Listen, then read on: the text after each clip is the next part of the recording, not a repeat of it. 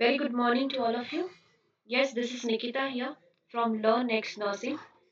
Today we will discuss about NORCET PYQ series number 32.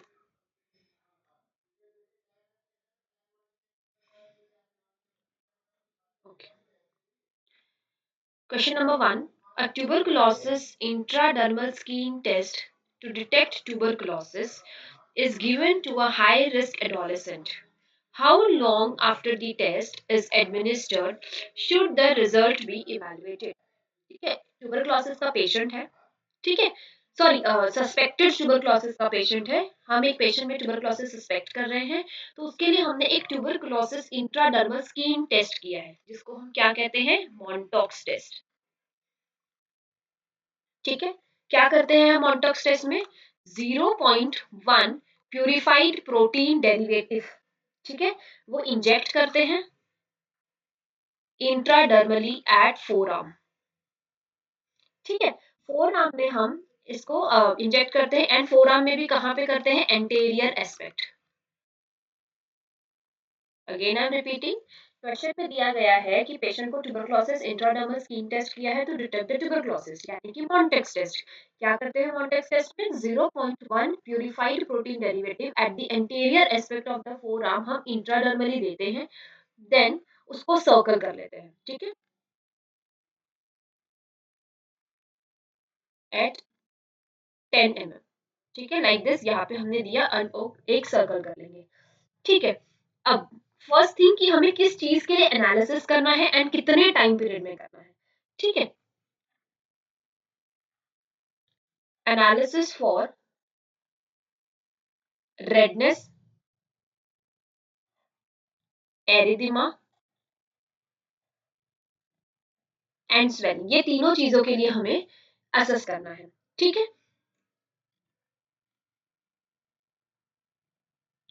Analysis for redness, erythema and swelling we will do. ठीक है, अब positive test, negative test और suspected, इस तरीके से हम उसके रिजल्ट को आउटकम देते हैं। एंड रेडनेस, एरिथेमा, स्वेलिंग हमको जब एनालिसिस करना है, सो कितने टाइम पीरियड में करना है, 48 टू 72 आवर्स में हमें ये सारी चीजों के लिए एनालिसिस करना है, and then we will get the result. If it is more than और equal to 10 mm, then it is a positive test.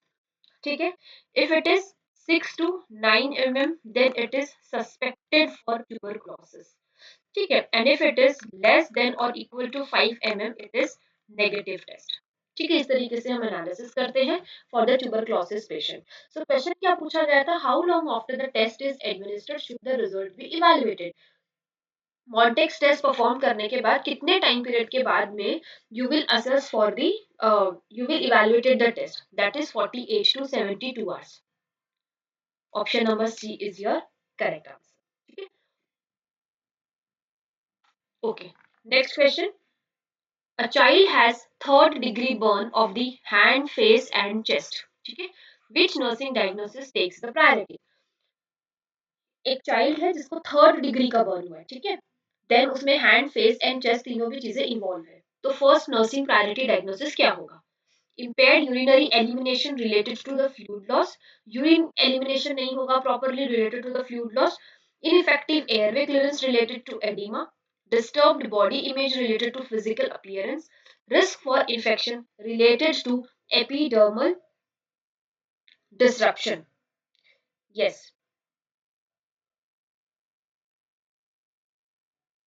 which will be our correct answer here? Yes, just a minute.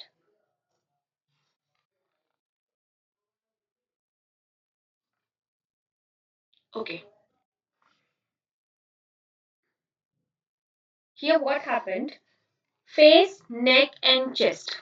Face, neck and chest involve हुए हैं, ठीक है, burn third degree. तो यहाँ पर क्या हो रहा है, एडिमा हो रहा है। ठीक है, आपके नेक में एंड फेस में एडिमा है, चेस्ट में भी एडिमा है। ठीक है, फेस एंड नेक में जब एडिमा है, it will lead to dyspnoea. ठीक है, एंड यहाँ पे हमारा प्रायोरिटी क्या हो जाएगा, airway management. So according to this our first priority nursing diagnosis will be ineffective airway clearance related to edema. This is our correct answer. ठीक है. Next question. Lead poisoning is also known as Esterixis, plumbism, Plummer-Vinson syndrome, or the Prader-Willi syndrome. Yes. Lead poisoning को हम क्या कहते हैं? Yes, we called as it plumbism and painter colic. यहाँ हमारा correct answer हो जाता है ऑप्शन नंबर बी. इसे हम प्लम्बिज्म भी कहते हैं एंड पेंटर कॉलिक भी कहते हैं. ठीक है. Then what is asterixis? Asterixis एक सिम्टम होता है that is loosening of muscle control.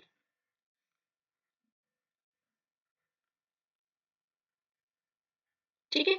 Then Plummer Willi syndrome. Plummer Willi syndrome क्या होता है? A rare disease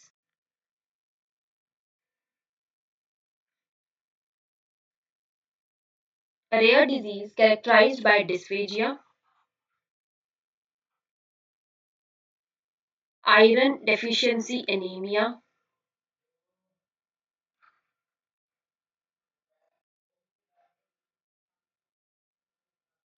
glossitis, etc. ठीक है. That is Plummer-Willi syndrome. Then what is Prader-Willi syndrome? We will see on the next page.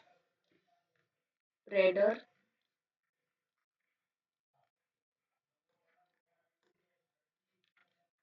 Prader-Willi syndrome. It is a genetic disorder. A genetic disorder. ठीक है. Causes obesity,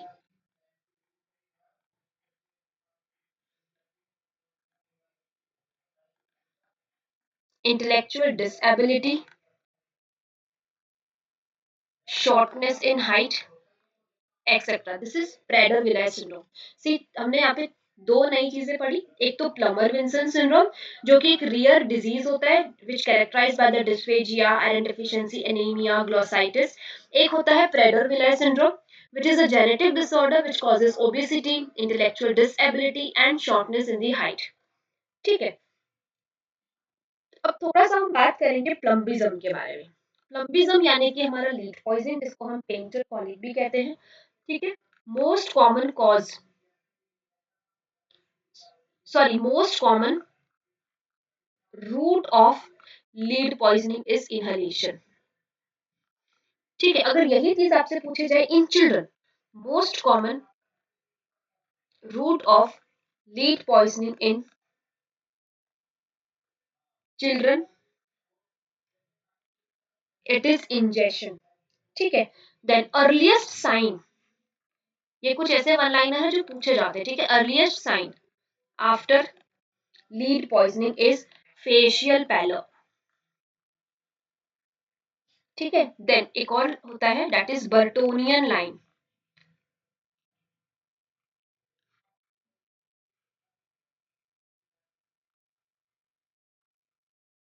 ये जो बर्टोनियन line है ये भी हमें मिलती है लीड पॉइजनिंग के पेशेंट में. ठीक है. Blue line colour, blue colour line over the gums. ठीक है. एंड ट्रीटमेंट क्या देते हैं हम यहाँ पे? दैट इज चिलेटिंग थेरेपी में डाइमर कैप्रोल. ठीक है. A chelating agent.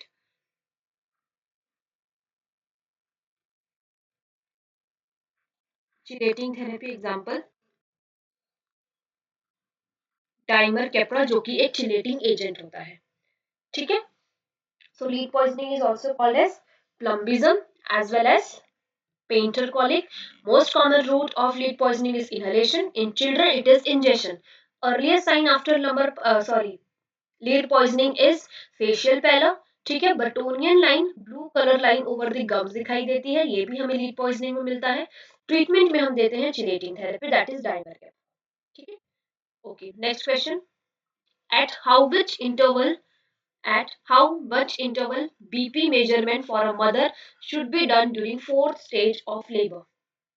ठीक है. यूजुअली जो हमारी फोर्थ स्टेज ऑफ लेबर है इसको हम क्या कहते हैं? Observational stage.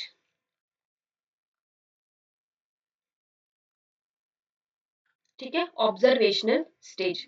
अब ऑब्जर्वेशनल स्टेज में अगर हम बीपी मॉनिटर कर रहे हैं, ठीक है, तो हमें कितने टाइम इंटरवल में करना है, ठीक है, वाइटल्स मॉनिटरिंग। ऑब्जर्वेशनल स्टेज में फर्स्ट ऑफ ऑल जो हमारी मोस्ट प्रायोरिटी होती है that is vitals monitoring.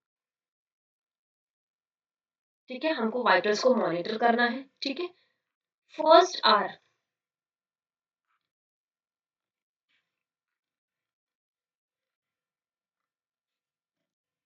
Observational stage जो होती है वो हमारी टोटल 4 आवर्स की होती है। ठीक है, उसमें से फर्स्ट आवर में हमें बीपी लेना होता है every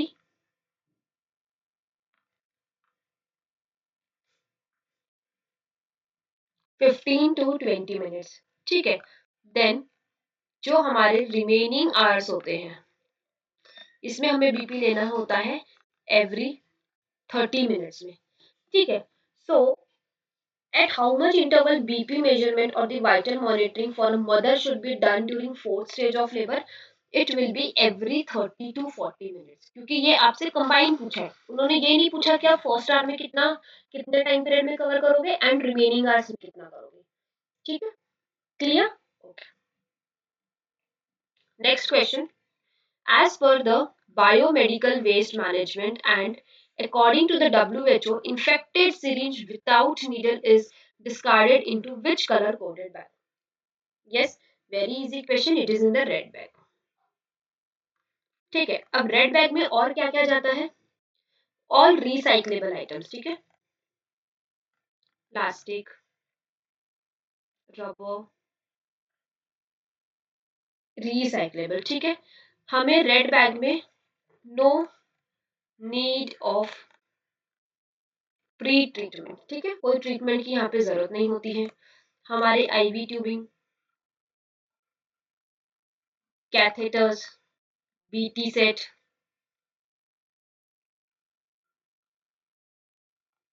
urine bag, all will go into the red bag. But yes, BT set में जब आपके blood लगा हुआ है, then it will go into the yellow bag. ठीक है, then CVP line, PICC line, oxygen mask. ठीक है, एंड जिसमें हम एलाइजा का जो टेस्ट करते हैं उसका जो ट्रे होता है that also go into the red bag. ठीक है, देन वैक्यूटेनर विदाउट ब्लड। ठीक है, ये बहुत बार कॉमनली पूछा जाता है। ठीक है, vacutainer without blood will go into the red bag and vacutainer, तो फिर जो ब्लड रहता है उसको हम क्या करते हैं, we will discard into the yellow bag, then empty vacutainer we will discard into the red bag. ठीक है, देन ग्लव्स, चाहे ब्लड स्टेन हो या फिर अनस्टेन्ड, मतलब ब्लड स्टेन नहीं हो, they will go into the red bag only. Blood stained और unstained both, this will go into the red bag only। ठीक है, biomedical waste is also important topic, काफी सारे क्वेश्चंस उसमें से भी हमारे आ जाते हैं। ठीक है, then blue bag, blue bag में हमारा आता है infective glass vials plus metabolic body implants. ठीक है, देन येलो में you all know all the body secretions. ठीक है, ऑल दी एम्प्यूटेड पार्ट। ठीक है, cotton with blood, everything will discard into the yellow bag, all the dressing materials etcetera. ठीक है, okay, next question. When does the posterior fontanelle closes in the baby? Posterior fontanelle means lambda. ठीक है, जो कि होता है हमारा triangular shape में। ठीक है, सो पोस्टीरियर fontanelle कब क्लोज होता है? It closes at 6 weeks. ठीक है, एंड एक हमारा होता है एंटेरियर fontanelle, एंटेरियर fontanelle। ठीक है, जिसको हम कहते हैं ब्रिग्मा, जो होता है हमारा डायमंड इन शेप। ठीक है, it closes at 18 month, closes at 18 month. ठीक है, सो ऑप्शंस क्या दिए, 1 to 2 मंथ में क्लोज होगा, 1 to 2 years में, 2 to 3 weeks में, 2 to 3 days में. We are talking about posterior fontanelle. No 2 to 3 days, no 2 to 3 weeks, no 1 to 2 years. It closes at 1 to 2 months. That is 6 weeks. ठीक है. Okay. The anticoagulant used in vial which shows below in the picture. ठीक है. अब ये जो vial दिए हुए हैं इसमें कौन सा एंटीकोएगुलेंट हम यूज करते हैं? EDTA, सोडियम साइट्रेट, हिपैरिन और दी पोटेशियम ऑक्सलेट. यस, इसमें हमारा जाता है सोडियम साइट्रेट. ठीक है. एंड अब ये सोडियम साइट्रेट में हम कौन कौन से इन्वेस्टिगेशंस करते हैं? We do D dimer, PTINR, APTT and BTCT. ये सब हमारा जाता है सोडियम साइट्रेट वाले, ठीक है, ब्लू कलर में. Then light green.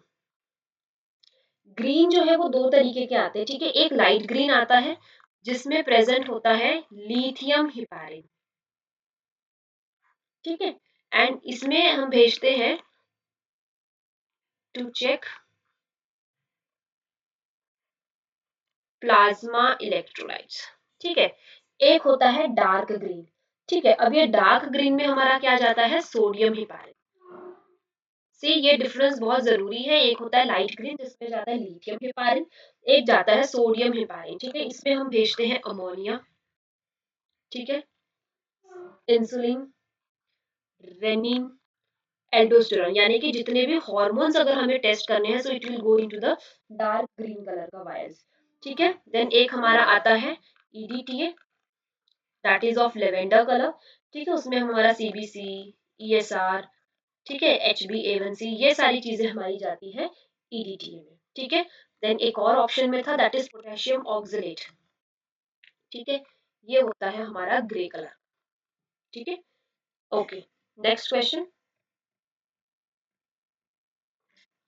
A client is diagnosed with methicillin resistant staphylococcus aureus pneumonia. Okay, MRSA positive आया patient.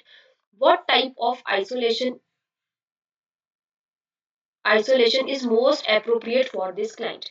तो हमें MRSA पॉजिटिव पेशेंट के लिए कौन सा प्रिकॉशन जो है वो मोस्ट अप्रोप्रिएट रहेगा? ठीक है. Reverse isolation, respiratory isolation, contact isolation और the standard precaution. Yes, which type of isolation is most appropriate for this client? ठीक है. रिवर्स आइसोलेशन करेंगे, respiratory isolation, contact isolation and the standard precaution. Yes, we will follow the contact isolation. ठीक है. MRSA में हमें direct contact isolation करना है. Direct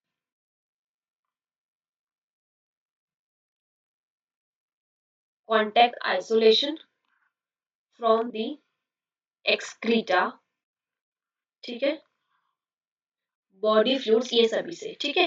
then drug of choice for MRSA क्या होता है हमारा? Injection vancomycin. ठीक है. ये भी क्वेश्चन पूछा जाता है. क्लियर है? Okay. Next question. Which of the following is the first priority in preventing infections when providing care for the client? ठीक है. जब अगर हमें क्लाइंट्स के बीच में इन्फेक्शंस को प्रिवेंट करना है, so what will be our first priority? Wearing gown and gloves, using a barrier between client's furniture and nurse's bag, hand washing and the wearing gloves.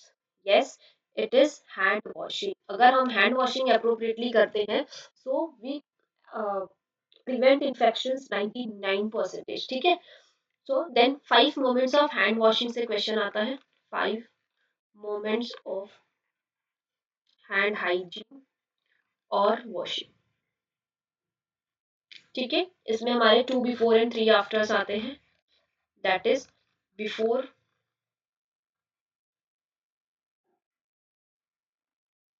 Touching the patient, before clean और aseptic procedure, after body fluid exposure risk. ठीक है. After touching the patient and after touching the patient surrounding. After touching the